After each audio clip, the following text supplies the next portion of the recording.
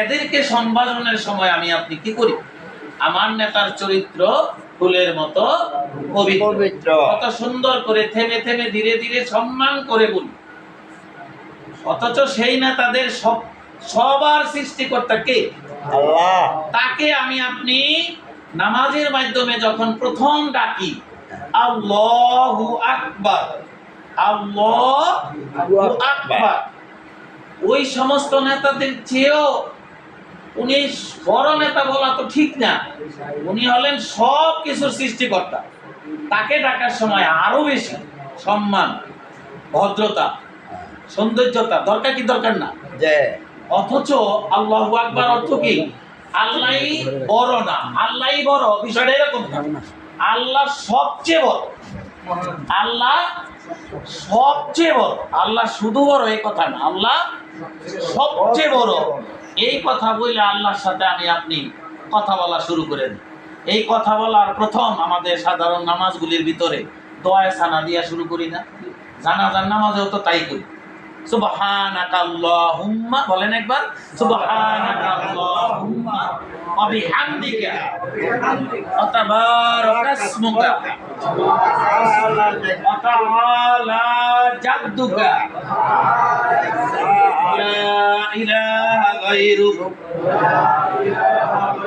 দেখেন কত সুন্দর করে বলা দরকার এইভাবে, সুবহানাকা আল্লাহুম্মা ওয়া বিহামদিকা ওয়া তাবারাকা ইসমুকা ওয়া তাআলা জাদ্দুকা ওয়া লা ইলাহা গায়রুকা। আপনি কাগুলি কাউন্ট করুন। কেন আপনি আমি ভদ্রভাবে সুন্দর করে ধীরে ধীরে বলবো? বলতে হবে। কেন বলতে হবে? আপনি টের পেয়ে যাবেন। আপনি আমি প্রথমে আল্লাহু আকবার বলে বলতেছি, ঘোষণা দিতেছি আল্লাহ সবচেয়ে বড়, এরপরেই বলতেছি আল্লাহকে আপন করে নিয়ে খুব কাছে টেনে, কা কা মানে আপনি, কা মানে তুমি।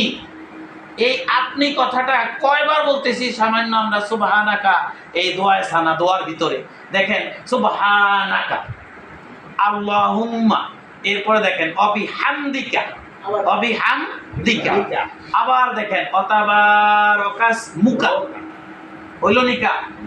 এরপরে দেখেন অতাআলা জাদ্দুকা, আসলো নি আরেকটা কা। এরপরে দেখেন অলা ইলাহা গায়রুকা, থামতে গেলে গায়রুক বলি, কিন্তু অলা ইলাহা গায়রুকা কয়টা কা হইল? 5 বার। সুবহানাকা, হে আল্লাহ আপনি তো পবিত্র। সুবহানাকা আল্লাহুম্মা ওয়া বিহামদিকা, প্রশংসা সবটাই আপনারই জন্য, আপনারই জন্য প্রশংসা। আবার আপনি ওয়া তাআলা জাদ্দুকা, আপনি তো সব সম্মানের যোগ্য, আপনি সব সর্বোচ্চ সম্মানের যোগ্য।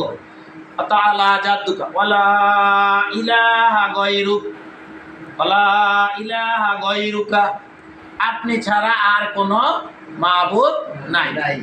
আবার আপনি, এই যে আপনি আপনি আপনি আপনি বলে আমি আপনি কার কাছে চলে যাচ্ছি? কাকে কাছে টানছি? সেই আল্লাহকে, যে আল্লাহকে ঘোষণা প্রথমেই দিলাম আল্লাহ আপনি সবচেয়ে বড়।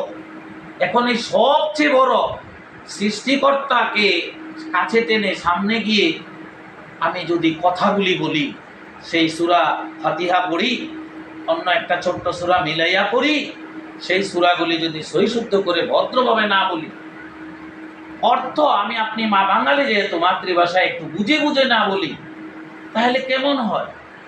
আনমনা হয়। কেমন হয়? আমার মনটা নাচানাচি করে, আমি বুঝে বলতে পারি না। কেন? কেন ভাই? আমি আপনি যখন দুনিয়ার কোনো নেতাকে ডাকি, আমার নেতার চরিত্র ফুলের মতো পবিত্র, নেতা খুশি হন। এখন যদি ওই নেতাকে বলি আমার নেতা চরিত্র ফুলের মতো পবিত্র, ফুলের মতো পবিত্র, আমার নেতা চরিত্র ফুলের মতো পবিত্র, আমার নেতা চরিত্র, আমার নেতা চরিত্র ফুলের মতো পবিত্র, তো নেতাই দেবো কি? তুই কি আমার প্রশংসা আর সম্মান করতেছিস, নাকি বিতলামি করতেছিস, ফাজলামি করতেছিস? বলবে কি বলবে না? একই কথা। ফুলের মতো চরিত্র, আমার নেতার চরিত্র ফুলের মতো পবিত্র, আমার নেতার চরিত্র ফুলের মতো পবিত্র, আমার নেতার চরিত্র। নেতা বরং রাগ করবে, গুসা হবে, এই তুই পাগল হয়ে গেছিস, এই সেই ইত্যাদি। আর যদি বলি ফুলের মতো পবিত্র আমার নেতার চরিত্র, তাহলে নেতা খুশি হবে। তাহলে আমার আপনার পড়াগুলি নামাজের ভিতরে গিয়ে যদি এই ধরনের থেমে থেমে ধীরে ধীরে সুন্দর করে সহি করে না হয়, বিশেষ করে অর্থ সহকারে বুঝে বুঝে অনুধাবন করে, তেলাওয়াত শব্দের অর্থই হইল আমার আপনার মাতৃভাষায় বুঝে বলে সুবহানাকা আল্লাহুম্মা ওয়া বিহামদিকা ওয়া তাবারাকা ইসমুকা ওয়া তাআলা জাদ্দুকা ওয়া লা ইলাহা গায়রুকা। হয়ে গেল সুন্দরভাবে পড়া। এরপরে আউযু বিল্লাহি মিনাশ শাইতানির রাজিম বিসমিল্লাহির রহমানির রহিম। আউযু বিল্লাহ পড়বো কেন? আরে ভাই করবেন না কেন? কোরআন পড়তেছেন না, সূরা ফাতিহা শুরু করবেন না? সূরা ফাতিহা শুরু, তার মানে কি কোরআন? সূরা ফাতিহা কি কিসের অংশ? কোরআন পড়ার আগে কি করতে বলছে?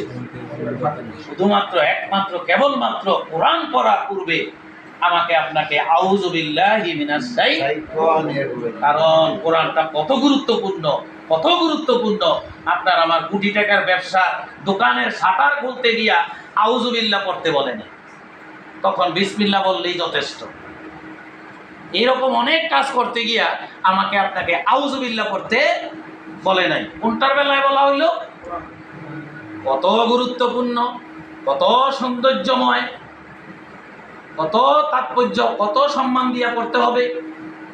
বিসমিল্লাহির রহমানির রহিম এটা বলবো। তারপরে আলহামদুলিল্লাহি রাব্বিল আলামিন আর রহমানির রহিম মালিক ইয়াউমিদ্দিন। এগুলো বলতেছি, থামতেছি, ধীরে ধীরে পড়তেছি, এই জন্য যে প্রত্যেকটা আয়াতে আয়াতে আল্লাহ ফেরেশতাদেরকে ডাইকা ডাইকা সন্তুষ্ট হইয়া খুশি প্রকাশ করেন। দেখো দেখো আমার বান্দায় কি সুন্দর করে আমার কাছে আমার প্রশংসা করতেছে, আমার কাছে চাইতেছে, বলতেছে ইয়াকা না'বুদু ওয়া ইয়াকা নাস্তাঈন। ওরা নাকি একমাত্র আমারই ইবাদত করে, আর সাহায্য যা চাইতেছে সব আমারই কাছে চাইতে আছে। এই যে কথাগুলি ফেরেশতাদের সাথে শেয়ার করেন, খুশি হন। এখন খুশি হওয়ার জায়গাটা তৈরি হবে